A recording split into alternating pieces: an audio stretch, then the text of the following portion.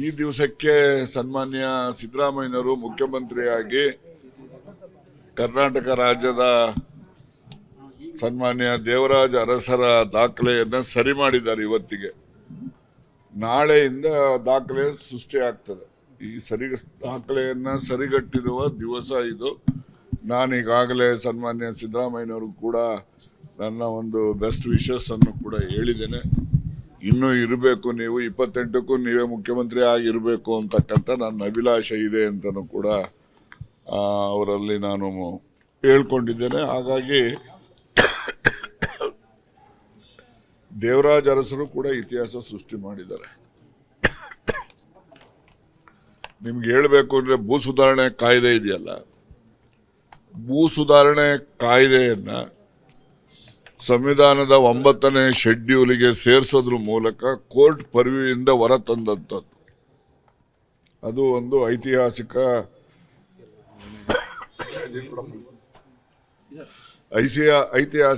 ಕಾರ್ಯಕ್ರಮ ಅಂತೇಳಿ ಈ ದೇಶದಲ್ಲಿ, ನಮ್ಮ ರಾಜ್ಯದಲ್ಲಿ ಸುಮಾರು 3 ಲಕ್ಷಕ್ಕೂ ಹೆಚ್ಚು ಭೂಮಿಯನ್ನ, ಸರ್ಕಾರದ ಭೂಮಿ ಅಲ್ಲ, ರೈತರ ಭೂ ಮಾಲೀಕರ ಭೂಮಿಯನ್ನ ಭೂರಹಿತರಿಗೆ ಹಂಚಿಕೆಯನ್ನ ಮಾಡದಂತಹ ಕೀರ್ತಿ ಸನ್ಮಾನ್ಯ ದೇವರಾಜ ಅರಸರು.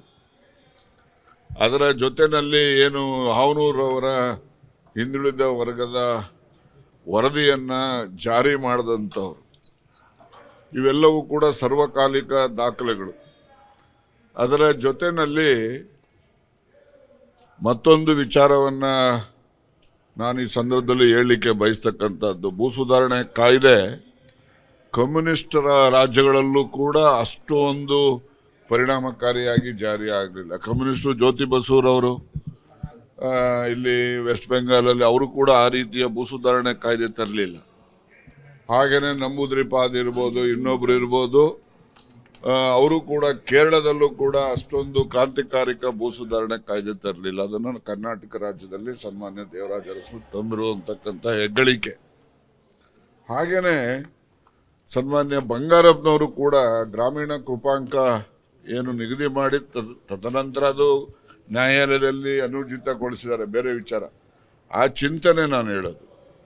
ಅದ್ರ ಜೊತೆಯಲ್ಲಿ ಏನು ರೈತರಿಗೆ 10 HP ವರೆಗೂ ಕೂಡ ಪುಕ್ಕಟೆ ಕರೆಂಟನ್ನು ಕೊಡ್ತಕ್ಕಂಥದ್ದು, ಆಶ್ರಯ ಮತ್ತೆ ಆರಾಧನಾ ಜೊತೆಯಲ್ಲಿ ಇದು ಯಾವುದು ನಿಮ್ಮ ವಿಶ್ವ ಎಲ್ಲ ಕಾರ್ಯಕ್ರಮಗಳನ್ನು ಜಾರಿ ಮಾಡಿದಂಥವ್ರು. ಆಗ ಮಕ್ಕಳು ಶಾಲೆಗೆ ಬಂದರೆ ಪ್ರತಿ ಒಂದು ಪೀರಿಯಡ್ಗೆ ₹1 ಕೊಡೋರು. ಆನಂತರ SM ಕೃಷ್ಣರವರು ಅವರು ಬಿಸಿ ಊಟದ ಯೋಜನೆಯನ್ನು ತಂದಂಥದ್ದು. ಈ ಒಂದು ಈ ರೀತಿಯ ಸಾಧನೆಗಳನ್ನು ಮಾಡಿದಂಥವ್ರು. ಹಾಗೆಯೇ SM ಕೃಷ್ಣ ಅವರು ಕೂಡ ಸ್ವಸಹಾಯ ಸಂಘಗಳನ್ನು ರಚನೆ ಮಾಡೋದ್ರ ಮೂಲಕ ಹಳ್ಳಿಗಾಡಿನಲ್ಲಿರ್ತಕ್ಕಂಥ ಹೆಣ್ಣು ಮಕ್ಕಳಿಗೆ ಒಂದು ಸ್ವಾತಂತ್ರ್ಯವನ್ನು, ಒಂದು ಆರ್ಥಿಕ ಚಿಂತನೆಯನ್ನು, ಸ್ವಾಭಿಮಾನವನ್ನು ಮೂಡಿಸ್ತಕ್ಕಂಥ ಕೆಲಸವನ್ನು ಮಾಡಿದಂಥ. ನಾನು ಯಾಕಿದನ್ನೆಲ್ಲ ಹೇಳ್ತಾ ಇದ್ದೀನಿ ಅಂದರೆ, ಈಗ ದೇವರಾಜ ಅರಸರು ಮಾಡಿದಂಥ ಕಾರ್ಯಕ್ರಮ, ಬಂಗಾರಪ್ಪನವ್ರು ಮಾಡಿದಂಥ ಕಾರ್ಯಕ್ರಮ, ಸಿದ್ದರಾಮಯ್ಯನವರು ಬೇರೆ 10 ಗ್ಯಾರಂಟಿ ಕೊಟ್ಟಿರ್ಬೋದು, ಏನೇ ಕೊಟ್ಟಿರ್ಬೋದು, ಆದರೆ ನನಗೆ ಅಚ್ಚುಮೆಚ್ಚಿನ ಕಾರ್ಯಕ್ರಮ ಅಂದರೆ ಅನ್ನಭಾಗ್ಯ ಕಾರ್ಯಕ್ರಮ. ಅನ್ನಭಾಗ್ಯ ಕಾರ್ಯಕ್ರಮ ಎಷ್ಟು ಮಟ್ಟಿನ ಒಂದು ಪರಿಣಾಮ ಬೀರಿದೆ ಅಂದರೆ ಸತ್ಪರಿಣಾಮ. ಇಡೀ ರಾಜ್ಯದಲ್ಲಿ ಒಬ್ಬರು ಕೂಡ ಉಪವಾಸದಲ್ಲಿ ಇವತ್ತು ಯಾರೂ ಇಲ್ಲ. ನಾನು ಹಳ್ಳಿಗಾಡಿನಿಂದ ಬಂದಿರೋನು, ಒಂದು ಕುಗ್ರಾಮದಿಂದ ಬಂದಿರ್ತಕ್ಕಂಥವ್ನು. ನಾನೇ ಖುದ್ದಾಗಿ ನೋಡಿದ್ದೀನಿ. ಹಳ್ಳಿಗಳಲ್ಲಿ ಪಾಪ ಹೆಣ್ಮಕ್ಳು ಮೊದಲು ಮಕ್ಳಿಗೆ ಊಟ ಹಾಕ್ಸೋರು, ಏನಿದೆ ಅದರಲ್ಲೇ ಮಕ್ಳಿಗೆ ಹಂಚೋರು. ಅದಾದ ಮೇಲೆ ಗಂಡಿಗೆ ಹಂಚೋರು. ಈ ಅಮ್ಮನಿಗೆ ಏನು ಉಳಿಲಿಲ್ಲ ಅಂದರೆ ಬರೀ ನೀರು ಕುಡಿದು ಮಲ್ಕೊಳ್ತಾ ಇದ್ರು ಹೆಣ್ಮಕ್ಳುಗಳು. ಅದನ್ನು ನಾವು ಕಣ್ಣಾರೆ ನೋಡಿದ್ದೀವಿ ನಾವು.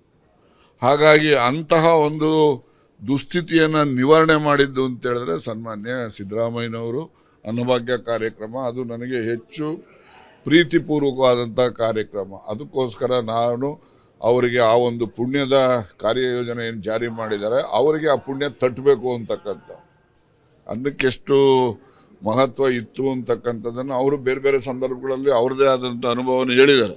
ಆದರೆ ನನ್ನ ಅನುಭವ ಬಹಳಷ್ಟು ಜನ ಉಪವಾಸ ಇದ್ದಂಥ ಕುಟುಂಬಗಳನ್ನು ನೋಡಿದ ಹಿನ್ನೆಲೆಯಲ್ಲಿ ಈ ಮಾತುಗಳನ್ನು ಹೇಳಿ ಅವರಿಗೆ ಇನ್ನೂ ಶ್ರೇಯಸ್ಸು ಆ ಪುಣ್ಯ ಅವರಿಗೆ ದೊರಕಲಿ ಇನ್ನು ಮುಂದಿನ ದಿನಗಳಲ್ಲಿ ಅಂತೇಳಿ ನಾನು ಆಶಯವನ್ನು ವ್ಯಕ್ತಪಡಿಸ್ತೇನೆ.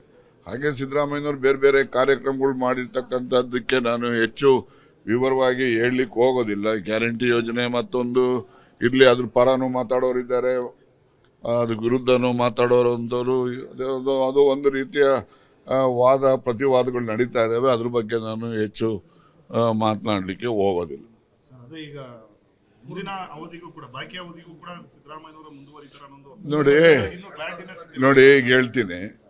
ಈಗ ಸಿದ್ದರಾಮಯ್ಯನವರ ಚೀಫ್ ಮಿನಿಸ್ಟರ್ ಆಗಿದ್ದು ಹೇಗೆ, CLPನಲ್ಲಿ ಎಲ್ಲರದು ಒಪಿನಿಯನ್ ತೆಗೆದುಕೊಂಡು ಮತದಾನ ನಡೆಸಿ ಅವರಿಗೆ ಮುಖ್ಯಮಂತ್ರಿ ಅಂದರೆ CLP ಲೀಡರ್ ಅಂತ ಹೇಳಿ ಡಿಕ್ಲೇರ್ ಮಾಡಿದ್ದಾರೆ. ಈಗಲೂ ಕೂಡ ಮುಖ್ಯಮಂತ್ರಿಯನ್ನು ಆಯ್ಕೆ ಮಾಡೋದು CLPನೇ ಹೊರತು ಬೇರೆ ಯಾರೂ ಅಲ್ಲ. ಆದರೆ CLPನೇ ಸುಪ್ರೀಂ ಅಂತಕ್ಕಂಥದ್ದು ಈ ರಾಷ್ಟ್ರೀಯ ಪಕ್ಷಗಳ ನೀತಿ ನಡವಳಿಕೆಯಲ್ಲಿ ಇವು ಏನು ರಾಷ್ಟ್ರೀಯ ಪಕ್ಷಗಳಿರ್ತವೆ, ರಾಷ್ಟ್ರೀಯ ಪಕ್ಷಗಳಲ್ಲಿ ಮೇಲೊಬ್ಬರು ಎಲ್ಲ ರಾಜ್ಯದಲ್ಲಿರ್ತಕ್ಕಂಥ ಘಟಕಗಳನ್ನು ನಿಯಂತ್ರಣ ಮಾಡ್ತಕ್ಕಂಥದ್ದಕ್ಕೆ ಇರ್ತಾರೆ. ಅವರು ಹೈಕಮಾಂಡನ ಒಂದು ಸಹಾನುಭೂತಿ, ಅವರ ಸಮ್ಮತಿನೂ ಇರಬೇಕು, CLPM ಬಹುಮತನೂ ಕೂಡ ಇರಬೇಕು. ಇವೆರಡೂ ಇದ್ದಾಗ ಅವರು ಮುಖ್ಯಮಂತ್ರಿ ಆಗ್ತಕ್ಕಂಥದ್ದು ಪರಿಪಾಠ. ನೀವು ಭಾಳ ಜನಕ್ಕೆ ಎಲ್ಲ ಇತ್ತೀಚಿನ ಯುವಕರು ಗೊತ್ತಿರೋದಿಲ್ಲ. 72ರಲ್ಲಿ ದೇವರಾಜ ಅರಸರು ಮುಖ್ಯಮಂತ್ರಿ ಆದಾಗ ಅವ್ರು ಶಾಸಕರೇ ಇರಲಿಲ್ಲ. ಅವರು ಶಾಸಕರು ಇಲ್ಲದೇ ಇದ್ದವ್ರನ್ನ ಆಯ್ಕೆ ಮಾಡಿದ್ದು ಹೇಗೆ, ಅಂದಿನ ಶಾಸಕಾಂಗ ಪಕ್ಷದ ಸದಸ್ಯರುಗಳ ಬಹುಮತದ ಆಧಾರದ ಮೇಲೆ. ಅಂದು ನಮಗೆ ಅಬ್ಸರ್ವರ್ ಆಗಿ AICCಯಿಂದ ಬಂದಿದ್ದರು ಉಮಾಶಂಕರ್ ದೀಕ್ಷಿತ್ ಅವರು ಎಲ್ಲರದ್ದು ಅಭಿಪ್ರಾಯ ಪಡೆದು, ಅಭಿಪ್ರಾಯದಲ್ಲಿ ಈ ಥರ ದೇವರಾಜ ಅರಸರ ಸೂಚನೆ ಬಂದಿದೆ ಅಂತಕ್ಕಂಥದ್ದನ್ನು ಶ್ರೀಮತಿ ಇಂದಿರಾ ಗಾಂಧಿಯವರು ಆ ದಿವಸ ಬಾಂಗ್ಲಾದೇಶದಲ್ಲಿದ್ದರು. ಅವರಿಗೆ ಸಂಪರ್ಕ ಮಾಡಿ ಅವರ ಒಂದು ಅನುಮತಿಯನ್ನು ಪಡೆದು ಇಲ್ಲಿ ದೇವರಾಜ ಅರಸರನ್ನು ವಿಧಾನಸಭಾ ಸದಸ್ಯ ಅಲ್ಲದೆ ಇದ್ದರೂ ಕೂಡ ಅವರನ್ನು ಆಯ್ಕೆ ಮಾಡಿದ್ರು. ಆಯ್ಕೆಗೆ ಕಾರಣ ಅಲ್ಲಿನ ಅಂದಿನ CLPಯ ಸದಸ್ಯರುಗಳ ಅಭಿಪ್ರಾಯ ಮತ್ತು ಹೈಕಮಾಂಡನ ಸಹಮತಿ. ಅದಿದ್ದರಿಂದ ಆಯ್ತೆ ಹೊರತು ಬೇರೆ ಯಾರೋ ಕೂತ್ಕೊಂಡು ಅದನ್ನು ತೀರ್ಮಾನ ಮಾಡೋಕ್ಕಾಗೋದಿಲ್ಲ. ಈಗ ಬದಲಾವಣೆ ಮಾಡಿ ಬೇರೆಯವ್ರಿಗೆ ಅವಕಾಶ ಕೊಟ್ಟರೆ ಮುಂಬರ್ತಕ್ಕಂಥ ಚುನಾವಣೆಗಳು ಕೂಡ ಅನುಕೂಲ ಆಗುತ್ತೆ ಅನ್ನೋದು ವಾದನೂ ಕೂಡ. ನಾನು ಭಾಳ ಸರಿ ಹೇಳಿದ್ದೀನಪ್ಪ, ವಿಧಾನಸಭೆಯಲ್ಲೂ ಭಾಷಣದಲ್ಲೂ ಹೇಳಿದ್ದೀನಿ. ಈಗ ಯಡಿಯೂರಪ್ಪ ಇಲ್ಲ ಅಂದರೆ BJP ಇಲ್ಲ ಅಂತ ಹೇಳಿದ್ದೀನೋ ಇಲ್ವೋ, ಅಸೆಂಬ್ಲಿಲಿ ಹೇಳಿದ್ದೀನಿ. ಮತ್ತೆ ತಿರ್ಗಿ ಪದೇ ಪದೇ ಯಾಕೆ ಹೇಳ್ತೀರಿ? ಎರಡು ಸತಿ ಹೇಳ್ಬೇಕು.